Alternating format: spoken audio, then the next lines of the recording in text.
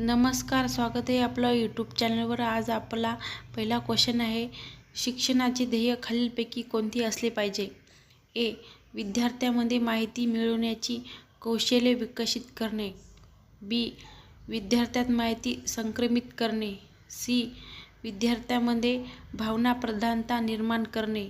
D. विद्यार्थ्यांमध्ये माहितीचे अर्थ निर्वाचन करण्याची कौशल्ये विकसित करणे.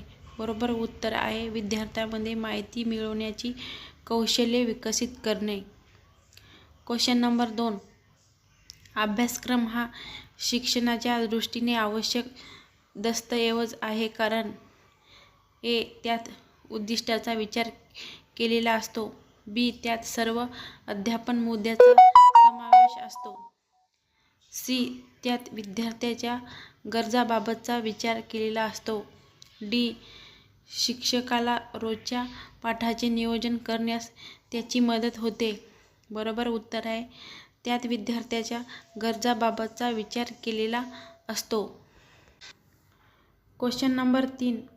चांगल्या शैक्षणिक उपलब्धी निर्धारक चाचणीचा आवश्यक गुण म्हणजे डॅश डॅश. ए. फरक निश्चित करण्याचे सामर्थ्य. बी. काठिण्य पातळी निश्चित करण्याची क्षमता. सी. संख्याशास्त्रीय मूल्यांकन करण्याची क्षमता. डी. वाक्यरचना तपासण्याची क्षमता. बरोबर उत्तर आहे संख्याशास्त्रीय मूल्यांकन करण्याची क्षमता. Question number 4.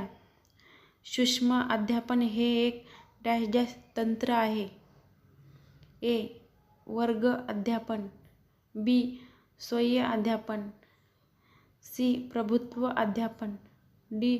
शिक्षक अध्यापन. बरोबर उत्तर आहे स्वयं अध्यापन. Question number 5. संज्ञापन घडवण्यासाठी किमान डॅश डॅश केंद्रीय आवश्यक आहेत. ए. 2. ऑप्शन बी हे 3. ऑप्शन सी हे 4. ऑप्शन डी हे 5. बरोबर उत्तर आहे 2. Question number 6. डॅश डॅश प्रकार शिक्षणामध्ये सर्वात उत्तम आहे. ए. अभ्यस्त अवधान. बी. अभिरुची.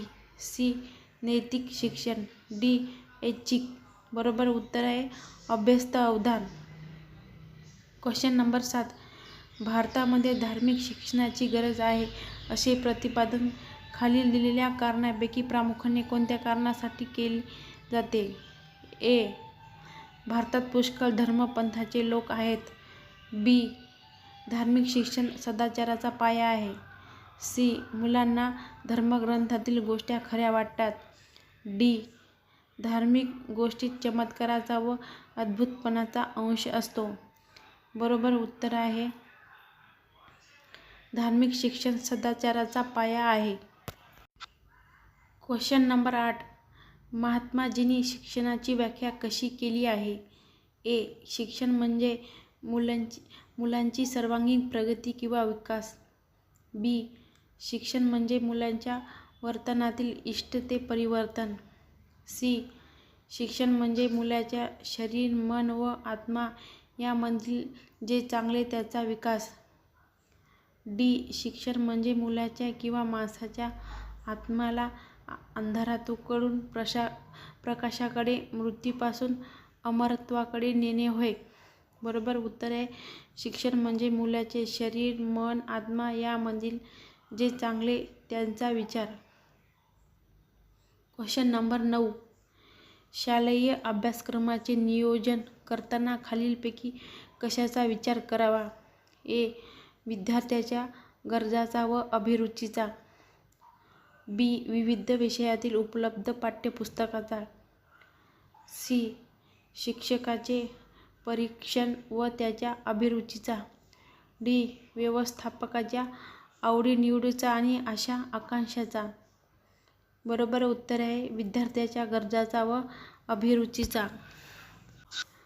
चॅनलवर नवीन असाल तर प्लीज सबस्क्राईब करा. Question number 10. आधुनिक काळात बालकावर सुसंस्कार करण्याची जबाबदारी कोणावर आली आहे? ए. कुटुंबावर. बी. समाजावर. सी. शैक्षणिक संस्थांवर. डी. सामाजिक संस्थांवर. बरोबर उत्तर आहे शैक्षणिक संस्थांवर. Question number 11. माध्यमिक शालेय स्तरावर लोकसंख्या शिक्षण देण्यासाठी सर्वाधिक उपयुक्त माध्यम कोणते? ए. वर्तमानपत्रातील बातम्या. बी. सर्व शालेय विषयातून. सी. विविध व्याख्यानातून. डी. विविध सहशालेय कार्यक्रमातून. बरोबर उत्तर आहे सर्व शालेय विषयातून. Question number 12. पाठ्यपुस्तकात विषयाची निवड करताना कोणत्या निकषाला प्राधान्य द्यावे? ए. प्रमुख लेखकाच्या प्रतिनिधित्व. बी. विविध साहित्य प्रकाराचा परिचय. सी. साहित्यातील विविध कालखंडातील प्रवाहाचे दर्शन. डी. विद्यार्थ्याचा वयोगट व त्यांच्या बौद्धिक मानसिक विकासाची पातळी. बरोबर उत्तर आहे विद्यार्थ्याचा वयोगट व त्यांच्या बौद्धिक मानसिक विकासाची पातळी. Question number 13. कार्यानुभव ही डॅश डॅश. ए. कृतीवर आधारित आनंददायी पद्धत आहे. बी. हेतुनिष्ठ सर्जनशील पद्धत आहे. सी. उत्पादनावर आधारित व्यावहारिक पद्धत आहे. डी. क्रीडेवर आधारित ज्ञानदायी पद्धत आहे. बरोबर उत्तर आहे कृतीवर आधारित आनंददायी पद्धत आहे. Question number 14. कार्यानुभवाचा अभ्यासक्रमात समावेश करण्यामागे खालीलपैकी हे प्रमुख घटक आहे. ए. तंत्रज्ञान वाढावे हा वैज्ञानिक दृष्टीने आवश्यक वस्तूंचे उत्पादन वाढावे. बी. विद्यार्थ्याला एखाद्या उत्पादक कौशल्याची ओळख व्हावी व श्रमप्रतिष्ठेची जाणीव व्हावी. सी. कार्यानुभवाच्या उत्पन्नातून शालेय शिक्षणाचा खर्च भागावा. डी. बुद्धिजीवी व श्रमजीवी यातील दरी दूर व्हावी. बरोबर उत्तर आहे बी. विद्यार्थ्याला एखाद्या उत्पादक कौशल्याची ओळख व्हावी व श्रमप्रतिष्ठेची जाणीव व्हावी. Question number 15. शिक्षण व्यवस्थेत वाचनालयाचे स्थान अत्यंत महत्त्वपूर्ण ठरण्याचे सर्वात उत्तम कारण कोणते? ए. आबालवृद्धींना एका धाग्यात गुंफता येते. बी. मृत व जीवित यांची भेट घडविता येते. सी. तिन्ही काळातील दुवा म्हणून भूमिका बजावू शकतात. डी. कोणत्याही विकास अवस्थेतील व्यक्तीच्या सर्वांगीण विकासात भर घालू शकतात. बरोबर उत्तर आहे डी. कोणत्याही विकास अवस्थेतील व्यक्तीच्या सर्वांगीण विकासात भर घालू शकतात. Question number 16. समाजोपयोगी उत्पादन कार्य हा विषयाच्या अभ्यासामुळे विद्यार्थी समाजाचा डॅश डॅश घटक बनतो. ए. जबाबदार. बी. कृतिशील. सी. उपयोगी. डी. मार्गदर्शक. बरोबर उत्तर आहे कृतिशील. Question number 17. समाजोपयोगी उत्पादन कार्य हा विषय महाराष्ट्र शासनाने डॅश डॅश स्तरावर अभ्यासक्रमात अंतर्भूत केलेला आहे. ए. प्राथमिक. बी. प्राथमिक व माध्यमिक. सी. उपयोगी. डी. उच्च माध्यमिक व पदवी. बरोबर उत्तर आहे प्राथमिक. Question number 18. इतिहासाचे अध्यापन करणाऱ्या शिक्षकाजवळ कोणता गुण असणे सर्वाधिक गरजेचे आहे? ए. कथनशैलीवर प्रभुत्व. बी. स्पष्टीकरणावर प्रभुत्व.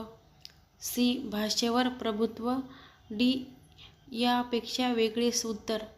बरोबर उत्तर आहे कथनशैलीवर प्रभुत्व. Question number 19.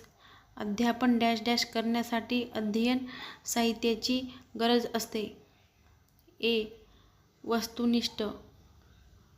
बी. आकर्षक. सी. मनोरंजक. डी. परिणामकारक.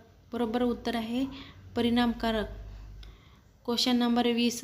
मूल्यमापन प्रक्रियेचे उद्दिष्ट कोणते? ए. विद्यार्थ्याच्या आकलन पातळीची तपासणी करणे. बी. जे ऐकले वाचले त्याची पुनरावृत्ती करणे. सी. विद्यार्थ्याची आयत्या वेळी परीक्षा घेणे. डी. विद्यार्थ्यांनी मिळवलेल्या माहितीची पातळी तपासणे. बरोबर उत्तर आहे विद्यार्थ्याच्या आकलन पातळीची तपासणी करणे.